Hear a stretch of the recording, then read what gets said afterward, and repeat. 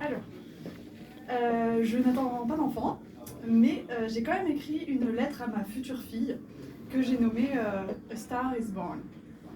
Voilà. Quand j'ai appris que j'étais enceinte, je me suis sentie comme une Lady Gaga de toi. Avec ton père, on s'est rencontrés en séjour Erasmus, dans ce qui s'appelait autrefois la Hollande. Et crois-moi, cette rencontre fut royale. On s'est croisés à une soirée où on a dansé la Maradona toute la nuit. Puis j'ai dû partir. J'étais un peu presselée par le temps, mais j'ai accepté lorsqu'il a proposé de me raccompagner. Dehors, il pleuvait à grosses gouttes. Alors on s'est abrité sous son parapluie, qu'il avait récupéré sur le portmanteau prévu à cet effet. On s'est revus plusieurs fois, on a fait des dates dans de bons fast-food, on a mangé une poutine, puis lui une pizza 4 fromages, et moi une forestière. Ça m'a rappelé mon voyage à Florence.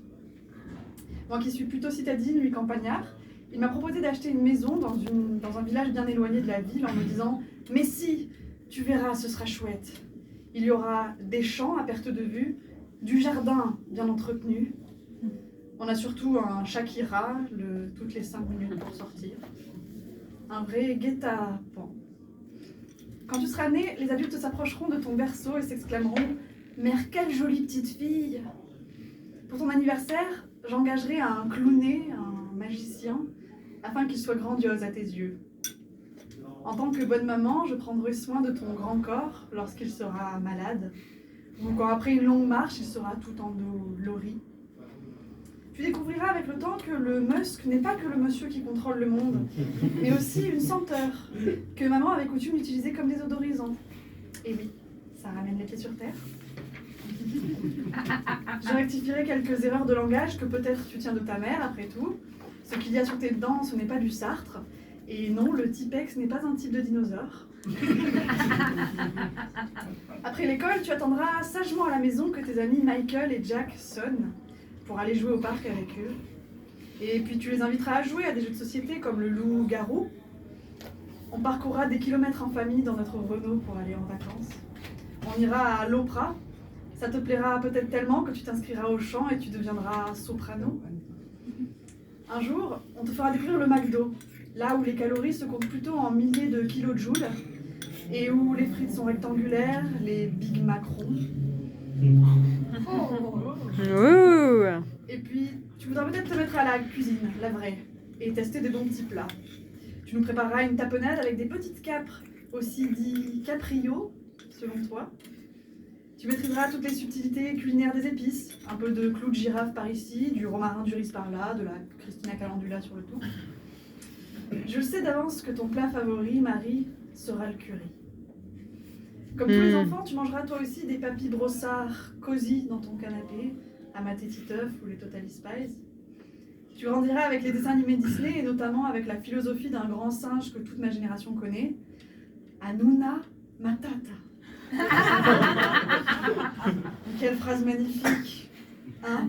Ne l'utilise pas, vraiment, non. Ces mots signifient qu'il y a des gens qui disent des absurdités sans aucun souci. Et comme tous les enfants, tu vas pesquer contre tes parents, dire « J'en ai marre de vous !» Oh bah ma foi, j'imagine que tous les parents passent par là. Un jour, je ne pourrai que constater que tu as bien Gandhi, mais je jaunis à l'idée que tu puisses partir de la maison. J'espère quand même que quand tu seras grandé, tu me feras encore des câlins et des gros poutous.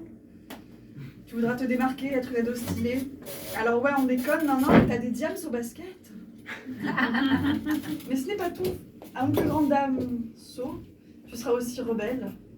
Ton maître, un dénommé Gims, m'informera que tu as séché les cours.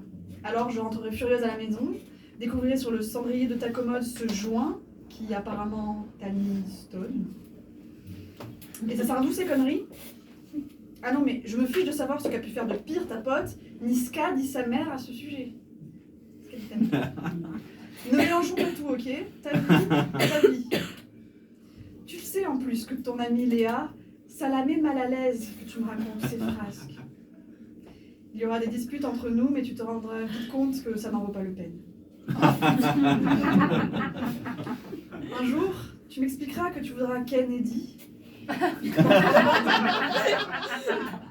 Quand D'entre vous, il y aurait un Big Flo au lit. Oh putain. Je te ferai alors un cours d'éducation sexuelle improvisé en t'expliquant qu'un événement comme ça, cela nous marque. En tout cas, ça marque les vies des adolescents que nous sommes d'un jour. Je te ramasserai la petite cuillère si j'apprends bien sûr qu'il te trompe. Mais on a encore le temps avant la période charnière de l'adolescence. Il nous reste encore quelques fêtes des mères à passer où je m'exclamerai « Omar Sy pour ce merveilleux collier de pâtes !» Et bien sûr, quelques sorties scolaires inévitables. Alors ma chérie, cette classe de ski c'était bien? Non. Bah pourquoi? J'ai mouru de froid.